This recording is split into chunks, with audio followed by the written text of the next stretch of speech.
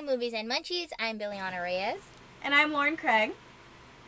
And today's movie is called The Half of It. It is on Netflix. It stars a teenage girl named Ellie Chu who writes a love letter for one of her best friends and ends up falling in love for the person she wrote the love letter for. It's pretty interesting. It has a female lead character, so I love it right off the bat. And it's just one of those, like, what would you do scenarios, especially with your best friend. For our munchies today, we have Sheila G's Brownie Brittle. I got the dark chocolate and sea salt flavor. This one is gluten-free and 130 calories. And I also recommend if you have any crumbs or broken pieces, you can add them onto ice cream or yogurt and more. So I was really excited about this. I love brownies. I love anything with dark chocolate and sea salt combination. Love the sweet and salty mix, so I was really excited to try these out. Are you ready to try it? Yes, I am. Ooh, it smells good. Okay, and they come in these little pieces. They're super thin. Let's try it. So what are your thoughts with this? They kind of remind me of like a chocolate version of those Biscoff cookies that you get like on, if you're on I think it's like Delta hands them out. Oh yeah, they do. In my first bite, I didn't really taste the sea salt as much, so let me see if I can taste sea salt in this next bite. You know when you have like a chewy cookie and like when you chew it, you just have to keep chewing it and chewing it? This one is actually very like light and fluffy, so it doesn't make me feel like I'm eating like this really bad stuff. It kind of makes me feel like I'm eating this really good stuff. It tastes super, yeah, it's like a very, very thin, very light crisp to it. Let's see. A serving size is 6 pieces, so 6 of these. I mean, they're like they're small pieces. So they are not they're not like a healthy snack, you know what I mean? But they're not the worst thing. Yeah, but I could totally like eat this for every movie I watch. I think if you need a little something sweet, you can grab a bag of these, eat like a few of those. Like at the end of the night, I'm always craving chocolate, so. Yeah, top it on some ice cream. If this was just sitting out at a bowl at my friend's house and I tasted it, I don't think I would be able to tell that there was sea salt on them until I ate a few of them, because it's really very a very minute salt flavor in these. So I think when you're advertising it to be dark chocolate and sea salt, I would expect there to be more of a salt flavor. Yeah, but I mean, I like the brownie. This particular flavor, though, they do have a regular brownie flavor. This particular flavor, since the sea salt is not as strong, I would give this flavor maybe a 3 stars. I would have to also be with that 3 area. Well, for me, I don't really like dark chocolate, but this is actually pretty good. So I would kind of maybe switch to the chocolate one whenever we try that one out. But yeah, I agree. There's not a lot of, I guess, saltiness into it. And like you said, if you advertise it, you want to get the bang for your buck or get what you bought it for. So yeah, 3 for me. The first question I have for you is, do you think it was harder well, she didn't come out to her dad. Let's get that straight. But do you think it would have been harder for her to come out to her dad because her mother's not there anymore? I think her and her dad had a really sweet relationship, but it didn't seem very, like, open, where they talk about their feelings and all that type of relationship. So I do think it would be harder to come out to her father. Yeah. What do you think? Yeah, I feel like her mom, like with any mother figure, it's easier for you to talk to your mom about stuff like this. But I also think that her dad is, like, it's like a fine line between like telling him too much and telling him not enough. And I think especially because she's young, she's still trying to figure that out, like when to tell him or if she can tell him. Okay, so my first question for you is, has anyone ever written you a love letter? When I was in high school, me and my husband would always write love letters to each other. Like, we had like we still do. We have like a stack of like letters whenever like we would miss each other, or like during like a period, or like a certain subject, like we'll write.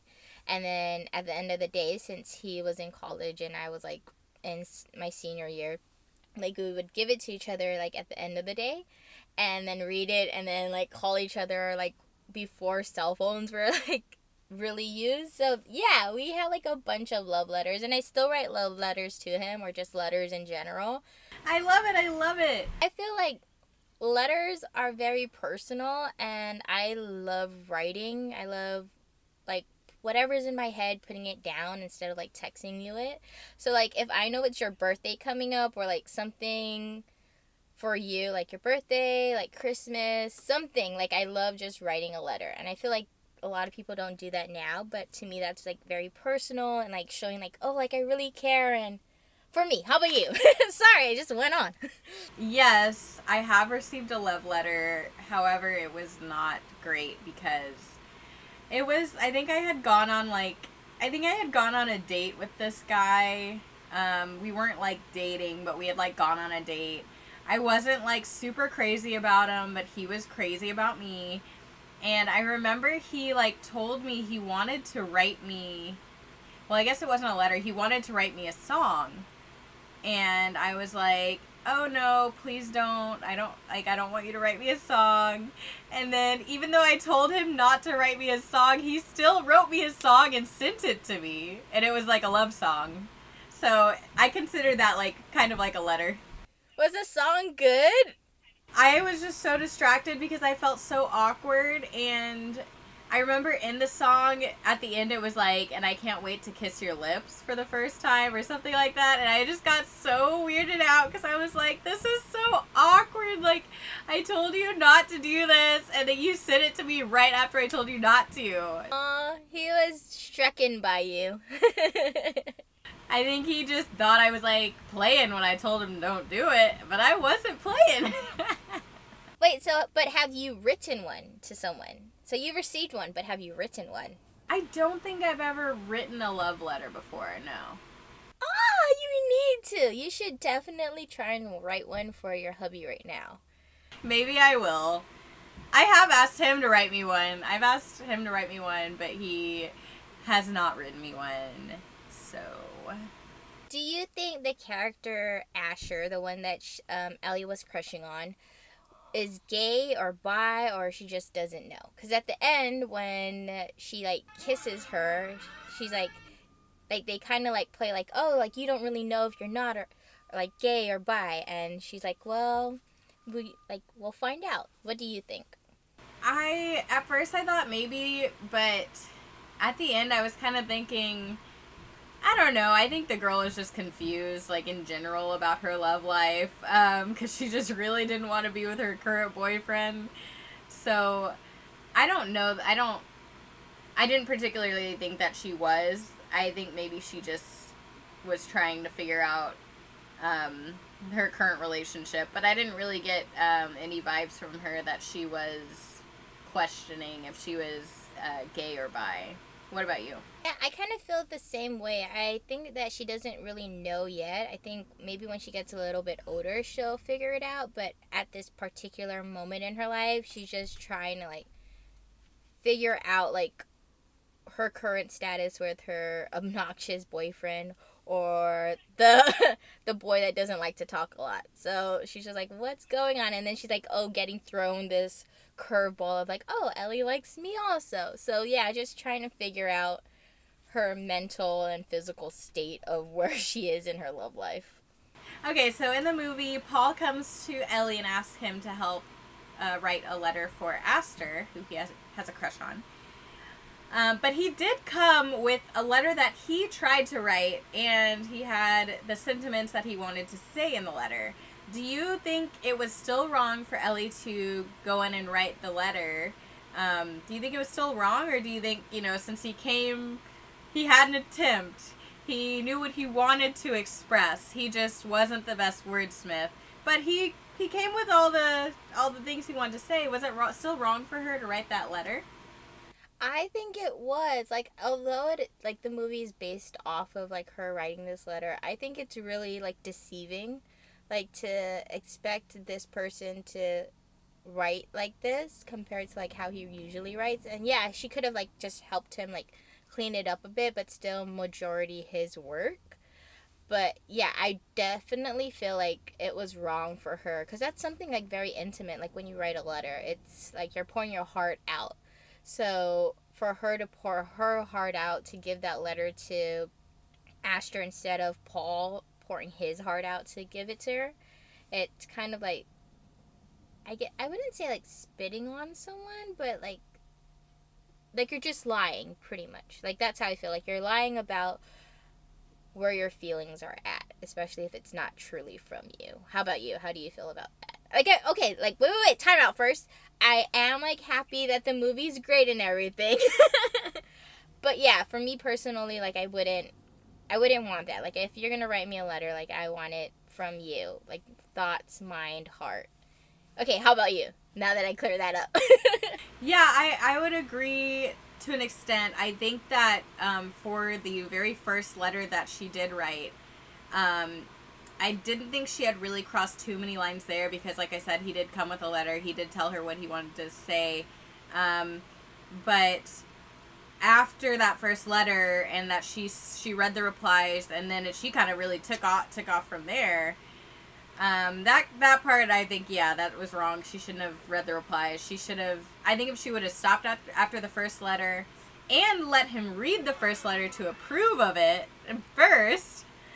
Oh, yeah, she didn't let him read it. Yeah, if that would have been the case, I think that would have been okay because at that point she's just kind of helping him wordsmith. But yeah, the fact that it continued, I think was a little too far. So here's a twist on top of your question.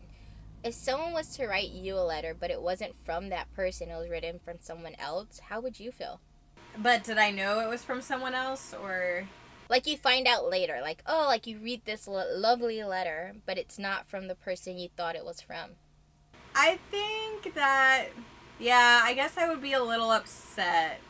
You know what? Now that you're putting in perspective, I'm picturing like my boyfriend, right, like handing me this beautiful letter, and I'm like, oh, that's so sweet, and I find out later it's like his friend that wrote it. I would probably be a little upset. But then if he was like, well, I told her what I wanted to say and express, I would kind of be like, not as mad. It's not like he just is like, hey, can you just write me a letter and then like I don't feel like telling, he tried. He tried. So the last question I have for you is, did you expect Paul to fall in love with Ellie at the end? Because like throughout it, like you kind of feel like he kind of knows that she's like gay or bi, but doesn't really say anything. But then he ends up like reacting a very negative way at the end. So did you expect him to have feelings for her during the whole movie? I totally called that. I totally called that because, I mean, I feel like in any rom-com, it's like they're trying to get a different girl, but then they end up falling for the girl that they never thought they were going to fall for that was helping them the whole time. That's like, I feel like that's what always happens in any rom-com. So I was kind of expecting that already. They're spending all that time together and everything. But I guess I wasn't really thinking about it like storyline. I was just like, oh, like they're just trying to get her or like get him to be with Astor. But I guess like yeah, it was definitely nice to like see it. But then I guess what broke my heart was when like the way he reacted. That was like very gut-ending. I'm like, oh no. Yeah. that scene that they had in the diner when he's on the date with Astor, she still doesn't know that it's not him that she's talking to. And they have that really long, awkward scene where she texts him because they were like having an awkward date. And she's texting him, oh, I feel nervous around you. But she's actually texting Ellie. So he's just sitting there not knowing what's going on. But that scene went on for so long where they're just sitting there like texting back and forth or whatever. I'm not going to say anything. What did you think about it? I don't want to bias your answer. I thought it was like shot very intriguing, because like I haven't seen anything done like that within the movie world. But I was also like, how how does it, I guess because like how the audience see it and how like the crew or like the production see it, I was like, how does that like even work? Like if someone was sitting right in front of me, how like nervous do you have to be to not like at least try and attempt to talk? So like his awkwardness was not as realistic as I would have thought it should have been. Where like, oh, like I feel nervous around you, but then I would feel like both of them are like trying like some way, like even if it tanks or if it flourishes, like there's some kind of communication, especially if you're right in front of the person.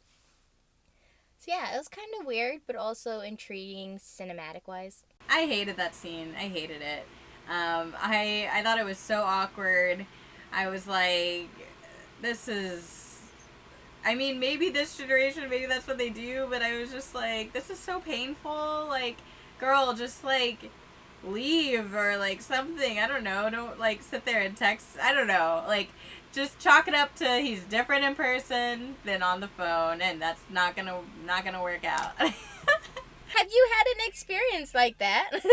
I've definitely had the experience of their different on the phone versus in person, where like on the phone they're super interesting like via text, and then we got and finally met in person and they were like the most boring person, like couldn't hold a conversation, they were super awkward, and I was like, well, that sucks because I like texting you.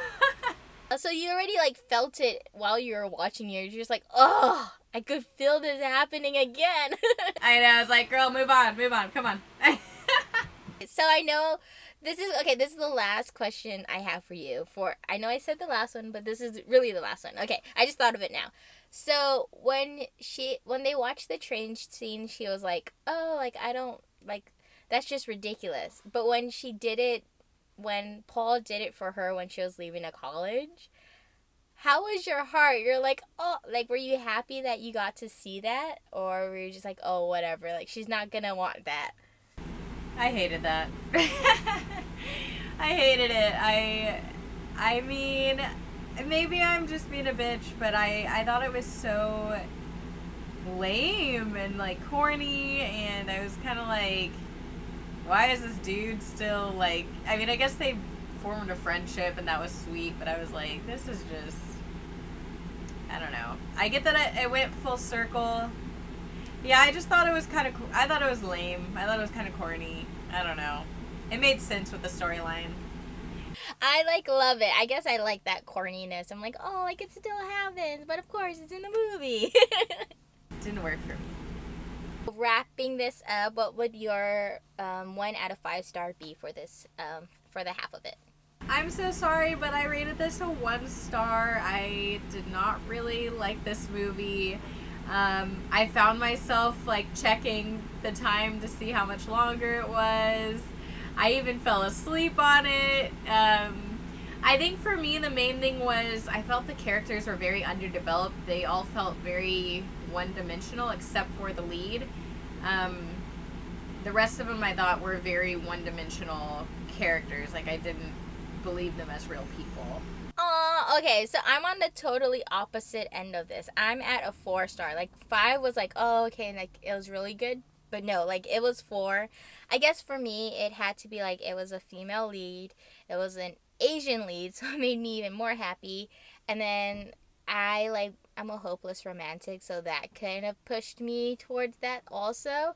But I would agree with you, like a lot of the characters didn't have that much depth to them. Of course, besides the lead, and I don't know, I